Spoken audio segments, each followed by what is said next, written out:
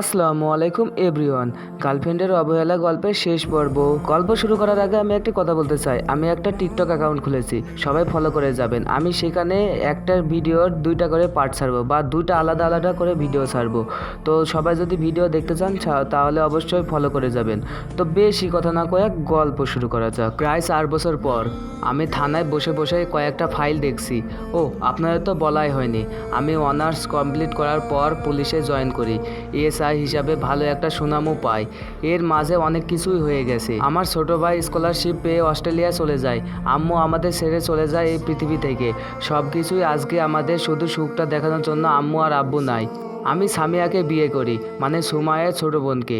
ওর মায়ের ইচ্ছেতেই সামিয়াকে বিয়ে করি। চাকরির সুবাদে আমি আর সামিয়া ঢাকাতেই থাকি। ছোট একটা ফ্যামিলি। সামিয়ার আম্মু মানে আমার শাশুড়ি, উনিও আমাদের সাথে থাকতেন, কিন্তু উনিও চলে যান আমাদের ছেড়ে। ক্যান্সারের কাছে হার মেনে নেয়। যাই হোক, আসল কথায় আসি।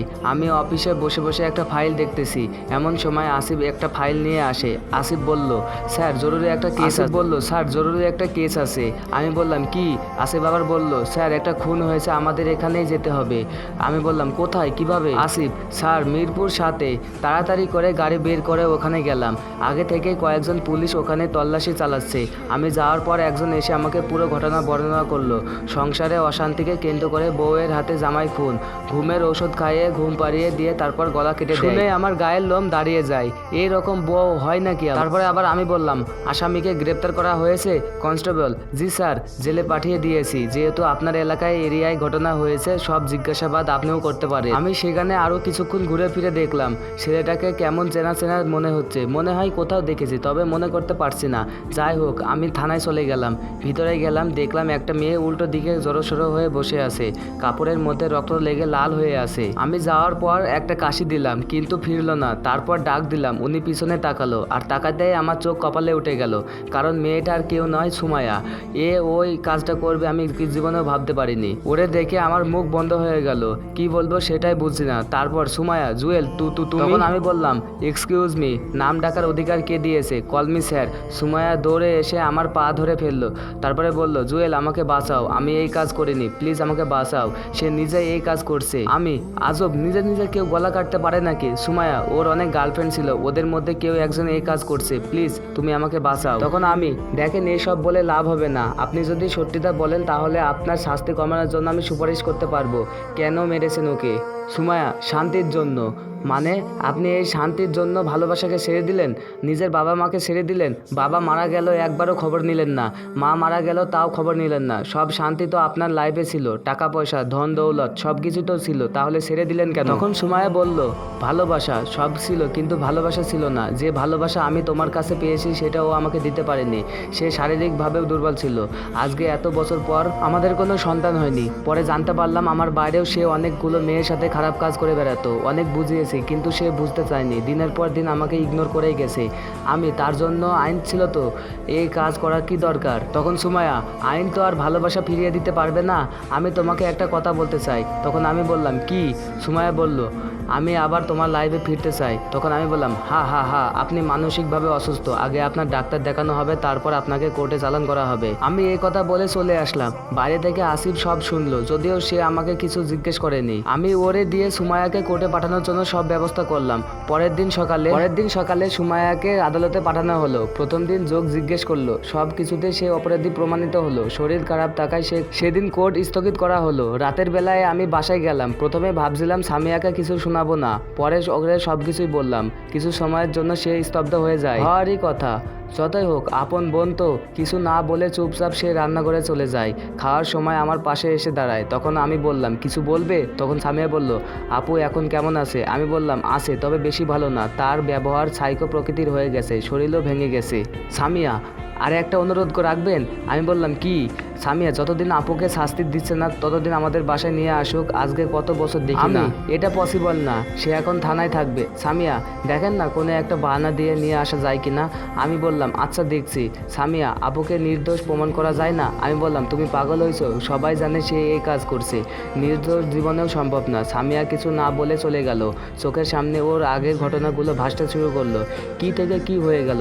পরের দিন আমি অফিসে যাই, স্যারের সাথে কথা বলে সুমায়াকে আমাদের বাসায় নিয়ে যাওয়ার কথা বলি। প্রথমে স্যার রাজি হয়নি, পরে ওর শারীরিক অবস্থা দেখে হ্যাঁ বলল। আমি সুমায়াকে কয়েকজন মহিলা কনস্টেবল দিয়ে আমাদের বাসায় পাঠিয়ে দিই। বাসা থেকে এসে সুমায়া ওর মামলা হাজিরা দিয়ে যায়। আমি খুব একটা বাসায় যাই না এখন, কারণ সুমায়ার সাথে একসাথে নিচে কেমন অস্বস্তি লাগে। সুমায়া প্রায় আমাকে বলতো তুমি যখন আমার হওনি অন্য কাউকে হতে দিব না। আমি হেসে উড়িয়ে দিতাম, কারণ আমার লাইফে যে আসে তারই বোন। এভাবে কিছুদিন চলে যায়। সেদিন আমার রাতে ডিউটি ছিল। সকালবেলায় একটা কনস্টেবল এসে আমাকে একটা চিঠি দেয়। চিঠিতে লেখা ছিল, প্রিয়, যখন তুমি আমাকে ভালোবেসেছিলে আমি বুঝতে পারিনি তোমায়। চলে গেছিলাম সুখের ঠিকানায়, ভেবেছিলাম সে তোমার থেকে আমাকে বেশি সুখে রাখবে, কিন্তু না, বরং সে আমাকে ইউজ করেছে। শুধু সে নয়, বিয়ের পর সে তার বন্ধুদের নিয়ে আমাকে ইউজ করাতো, দিনের পর দিন অত্যাচার করতো। তার অত্যাচারে আমি যখন আবার চলে যাব ভেবেছিলাম, তখন বাড়িতে খবর নিয়ে জানতে পারলাম আমি আমার চলে আসার দিনই বাবা মারা যায়। সামিয়াকে বিয়ে করে ফেলেছো। যে বুকে আমি থাকার কথা সে বুকে অন্য কেউ আছে। ভাবতেও আমার শরীর কাঁপতো। আম্মু চলে যায়, মাপ চাওয়ার সুযোগও পাইনি। তারপর থেকে আমার টার্গেট তুমি। আমি রায়হানকে অনেক আগে মেরে ফেলতাম, কিন্তু সুযোগের অপেক্ষায় ছিলাম। যখন শুনলাম তুমি এই থানায় আসো, তখন এই কাজ করে ফেললাম, ওর হত্যা করলাম। আমি জানি তখনই তোমার সাথে আমার দেখা হবে। এক এক করে যতজন তোমার আর আমার লাইফে আসে সবাইকে আমি শেষ করে দিব। তোমার লাইফে অন্য কেউ আমি ভাবতেও পারবো না। সেজন্য আমি আমার বোনকেও ছাড়ছি না, ওরে আব্বু আম্মুর কাছে পাঠিয়ে দিব। চিঠিটা পড়ে আমার হাত পা কাঁপতে লাগলো। আমি বাসার দিকে দৌড় দিলাম, গিয়ে অবাক হয়ে গেলাম, কারণ ওখানে আগে থেকে পুলিশ গাড়ি দাঁড়ি করে আছে, সাথে একটা অ্যাম্বুলেন্সও আছে। সাদা একটা কাপড়ে কেউ একজনকে মরিয়ে অ্যাম্বুলেন্সে ঢুকানো হচ্ছে। বুঝতে বাকি রইল না এটা সামিয়া। একটু পর সুমায়াকে কয়েকজন মহিলা কনস্টেবল ধরে গাড়িতে তুলতেছে। সে আমার দিকে তাকিয়ে একটা অট্টহাসি দিল। আসিফ আমার কাছে আসলো। আসিফ স্যার। আমি বললাম চিঠিটা তুমি আগে পড়েছো? আসিফ বলল, না স্যার, আমি সোজা আপনার কাছে পাঠিয়ে দিয়েছি।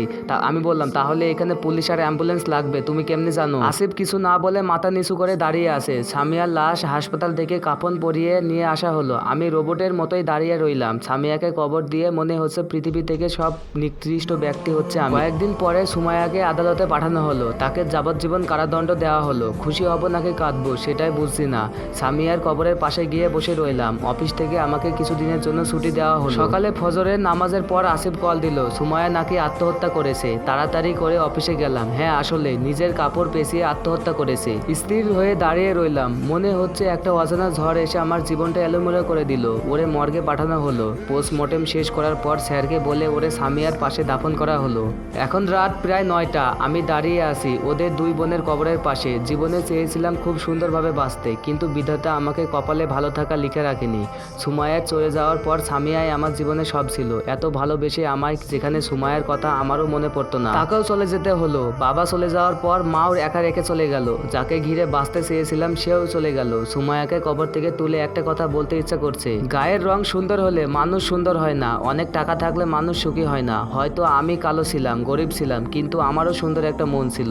ওর প্রতি ভালোবাসা, শ্রদ্ধা সবই ছিল, শুধু সেই ছিল না। টাকা থাকলে সব সুখ পাওয়া যায় না। সুখ পেতে হলে মন লাগে, ভালোবাসা লাগে। জীবনের জন্য একা করে সবাইকে নিয়ে সে চলে গেছে। আসলে সে ঠিক বলেছে, আমার লাইফে অন্য কাউকে সে সহ্য করতে পারবে না।